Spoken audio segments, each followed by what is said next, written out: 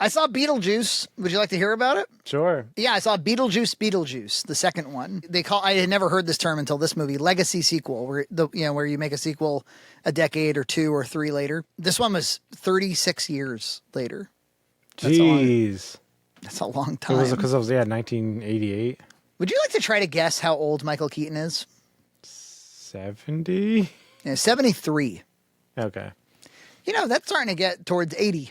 That's an old man. Thank God they put him in makeup the first time, because I got to tell you, I mean, yes, is it obvious that he's an older man now? Sure. I am so impressed by his performance. First of all, his performance in the movie is very funny. He's really good. He's really on the ball.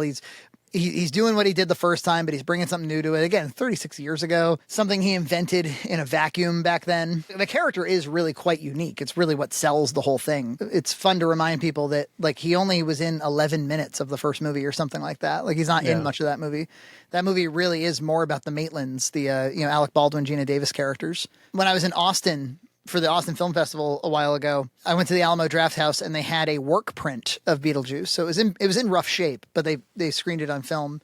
It was such a great time. It was like a Tim Burton, man, at the height of his powers. I feel, that dude between Alice in Wonderland and whatever the fuck else, Charlie and the Chocolate Factory, Dumbo, like, he's just made so many stinkers. I don't think Corpse Bride's very good. There's a lot of crappy movies in the latter half of his career.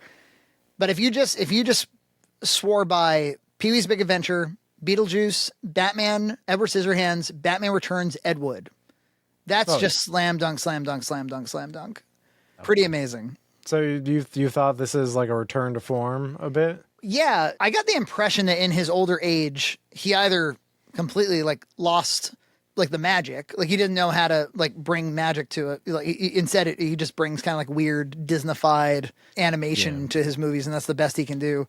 Or I thought maybe he's kind of just slowing down, and so a second unit director makes the because at this point he's got he's almost like a Flanderized human being where it's almost hard for him to be him and not an impression of him, because his style is so distinct and so influential.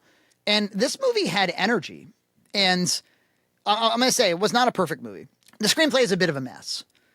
But I'll tell you, it was not a mess in a way that bothered me all that much. So it was a mess because it threw a lot of balls in the air. It threw a lot of plot balls in the air. It was like Jenny Ortega had this subplot and Catherine O'Hara had this subplot. And then there was this thing with, Lydia is going to get remarried to a guy that's exploiting her. And then Beetlejuice himself has an ex-wife who's pursuing him from, the afterlife. She looks kind of like Sally from Nightmare Before Christmas. She's all stitched up. There's just a lot going on. And some of those plots wrap up mid-movie instead of in a culminating climax. And instead the climax ends up being, spoilers, it ends up being him and Lydia trying to get married again, or him trying to marry Lydia again. And there's the whole involuntary singing thing that happens. It reminded me very much of remember Home Alone and Home Alone 2, where Home Alone 2 kind of had even though it was a totally different environment and everything, it had to hit all the same beats. The Pigeon Lady is the proxy for the Shovel Slayer guy, and of course the third act has to be fighting the burglars, but it has to be ramped up. Donald Trump shows them where the lobby is or whatever. Excuse me, where's the lobby? Down the hall and to the left. Yeah, who's the Donald Trump proxy in the first movie? Buzz? Don't you know how to knock, Flemwad? I wouldn't let you sleep in my room if you were growing on my ass. Ooh, Trump, your girlfriend. Woof. She's a beautiful woman. She's a beautiful woman. We took a nice young 15-year-old boy, dressed him up as a girl. I said, what the hell is that? It's Buzz's girlfriend. It's Buzz's girlfriend. Winona Ryder is back. I thought she was fine. It was just really nice and fun to see her, in my opinion. She's lived a life since the first movie. Yeah. But Michael Keaton, dude, I think if you were a child, you wouldn't know that 36 years passed. You'd just be like, wow. Because he's in great shape physically. Yeah. He's moving like crazy. He's adding new things to the character. He's calling himself the Juice the whole movie, which is really funny. Yeah, he used to have an ex-wife. I know what you're thinking. Who could have tied down the Juice? My favorite Beetlejuice moment from the first one was when he's playing charades to get her to guess his name. And he's saying like beetle, and he points to like a beetle that he generates, and the beetle goes, "Hey, how's it going?" The movie feels like a 2024 movie. That's what Gloria said to me. She was like, "This feels more like a 2024 movie," because we really wanted to show her the first one, which you could, again, much like AVGN, like, is this appropriate for a 7-year-old? I think Beetlejuice is appropriate for a 7-year-old. I think they can. I mean, I watched it when I was a kid. Yeah, it's a little bit of a hard PG, but it was a 1980s PG, because there's like the scene where he's like dancing towards a bunch of strip clubs and stuff, but the kid has no idea what that is, so you just kind of skip over it. It goes over your head. In terms of the script being a mess, I would argue the first movie's script is kind of a mess in the same way. Honestly, I think most of Tim Burton's scripts are kind of a mess. Like even for his great movies. I think what happens is there's a screenplay and he gets involved and he starts getting ideas. Like Michael Keaton famously has the story where he's like, I remember meeting him for the first time. My agent wanted to connect us. And, after Pee-wee's Big Adventure, and I met with him and seemed like a great guy. And he brought over all these sketches. He just brought me a bunch of drawings and I didn't really know what the hell any of them were. And I don't really know what he was saying. He was like, I had no idea what he was talking about. He goes, but he seemed interesting, and I figured I'd like to work with him. I just don't really know what any of this is. I suspect that Danny Elfman said similar things. He's like, normally Tim shows me sketches, and normally I then try something, and normally he kind of goes for it. Dude, I was thinking about Danny Elfman. First of all, is there anything more beautiful about the universe than the fact that John Williams did the Superman theme and Danny Elfman did the Batman theme? How fucking cool is that?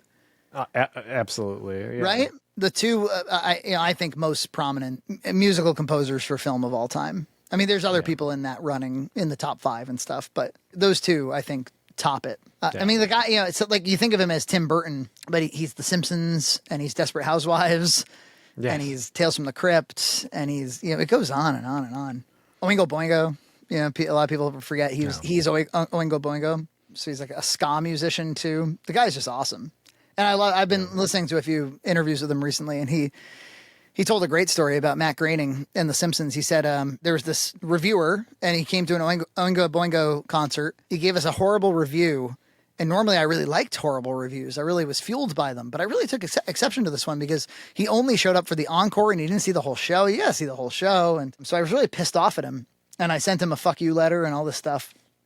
He's like, and then years later, they showed me The Simpsons, and they said like it's gonna, probably will only be on the air for a few episodes, but it looked like Hanna-Barbera, it looked like the Flintstones. I grew up on that. And he goes, and I had seen his comic strip, and I could see he was very talented, which was very annoying because people you don't like, you don't want them to be talented, you want them to be untalented hacks. and he's like, so I wrote the music you've been hearing for the last 35 years. And he liked it. And on the way out, Matt Groening said to Danny Elfman, you might not remember, and Danny goes, oh, I remember. I was, okay, we're cool. He goes, yeah, we're cool. Like he was talking about the Beetlejuice score, and he was talking about how he wanted to make something that was relentless, where it was difficult for the tuba player to keep up with it. Like, borderline unplayable. Yeah. And he was like, and there's like a tendency with that song to like swing, like dun, dun, dun, dun, dun, dun. And he's like, no, don't do that. Like, just keep it steady and relentless. Yeah, he's great. Anyway, there's a hilarious scene in this one where they sing the Banana Boat song during the funeral for the dad, because of course the child predator from the first movie is not in this one. One of the things that that kicks off the movie is that he dies. They do like a stop motion animation of him dying on a plane, and like a choir of boys sings like "Day-O, we sing Day-O." It's really cracked me up. I would say the cinematography, like with modern Tim Burton, you fear it's gonna all look like that digitally graded shit, that you see everywhere. No, this movie looks good. This is like what this movie should look like. They decided to make it set around Halloween time, so it's got a Halloween vibe if you ever needed that. I don't think it's necessary, and they don't lean hard into it or anything, but it takes place during Halloween. They got Danny DeVito in there, longtime Tim Burton collaborator. He plays like he plays a janitor in the afterlife, and it's really fun. Catherine O'Hara is the best. She's got to be one of my favorite female performers ever between the Christopher Guest movies and Home Alone and SCTV and Sally from Nightmare Before Christmas. I mean, she's amazing. It kind of maintains too, like the conceit of Beetlejuice and Edward Scissorhands is that they rip on wasps. They rip on, the Stepford Wives type of thing. It does a good job like maintaining that as a focal point. I think if you were to interview 1,000 millennial women and you ask them, like, did you go through a goth phase? For anyone that says yes, which would be a lot of them, I think they're going to tell you that Lydia from Beetlejuice was part of that. Yeah, that she's prototypical goth. There's that, remember the Beetlejuice Nickelodeon show or Yes. The cartoon? I watched a lot of that. Lydia was like the main star of that. The voice of Jubilee from the X-Men cartoon is the voice of Lydia in that. We were watching it the other day because Gloria now is kind of into Beetlejuice now that she's seen the first one and the second one.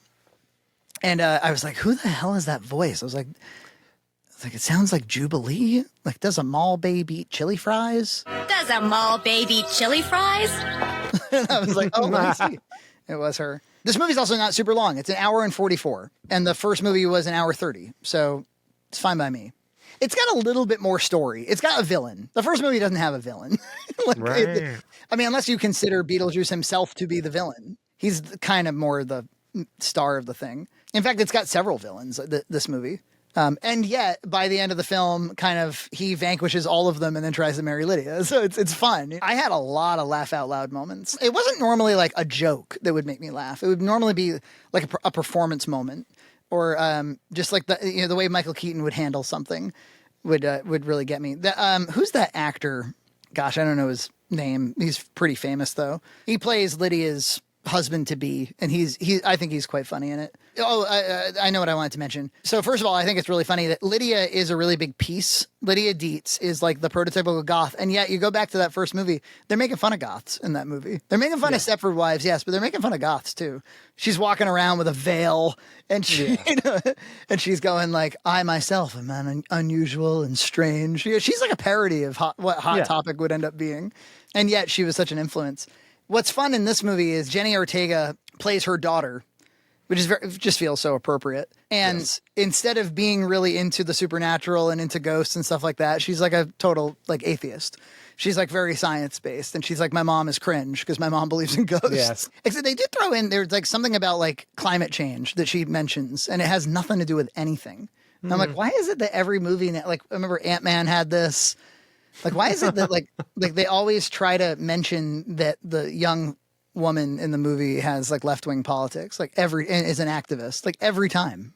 I don't know, but the movie did make pretty good money. It made more money than I thought it was going to make. That's for sure. Yeah, what did it do? I think because the movie, I think it cost like 150 million or something. Yeah, what I'm seeing is 274 million worldwide. Just the fact that it did slightly, well, just kind of heartens me that we'll get a more variety of movies. Maybe I know this is technically a sequel, but still, it's an odd thing to make a sequel of. I wouldn't have picked Beetlejuice myself. But the other funny thing is they've been trying to develop a Beetlejuice follow-up for a long time. Or Kevin Smith had been approached in his young career about doing like Beetlejuice Goes Jamaican or something, or he goes to Hawaii. And then you've heard about like maybe Tim Burton and Michael Keaton will do it again for years and years and years. I've heard that.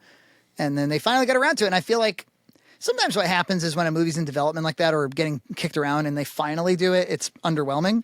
And in this case, it almost feels like it's better that they waited 36 years. There's like an actual story to tell, I guess. It's more interesting for me to see Lydia Dietz at age 45 than to just do like a quick follow-up. Like the follow-up can be the animated series. Yeah, Tim Burton, man. I think the last movie that I liked from him was Big Fish. Remember Big Fish? Yeah, it was like 2004. It was a long time ago. Yeah, that was a long time. That's 20 years ago. Yeah. I thought that was like kind of fun and sweet in a way. Yeah. I think Ed Wood is my favorite that he's made. I think that's like him at the height of his power. It's like him with all of his inclinations and styles, and while telling, with like a really heightened performance by Johnny Depp, but while telling like a really, like kind of a real story with a pretty good screenplay. Oh, that's interesting. It's interesting that either he or somebody he hired to he put his name on, he's returning to form. It would be great if they could release it on streaming like before Halloween. I would recommend that. Subscribe to Red Cow Entertainment on Patreon for full episodes every other week.